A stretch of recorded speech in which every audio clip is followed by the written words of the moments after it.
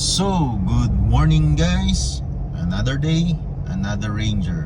So, ngayon ay nagbe-break in tayo ng Ranger Raptor. Bali, konti na lang, nasa 400 kilometers na lang para ma-break in natin siya. Itatakbo natin siya ng 1,000 kilometers. So, nakaka 500 na tayo. Bali, ang kulang na lang natin is more or less 500 to 600 na tinatakbo nito. So more or less 400 na lang para after nun i-change oil na natin, tapos i-release na natin kay customer para magamit na niya ng ayos.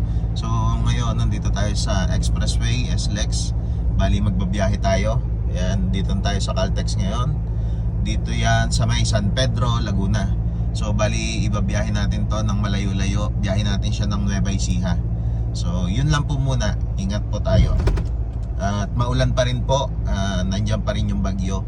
So pero paalis naman na siya. So yun lang po muna. Mamaya po ulit mag-update po ulit ako.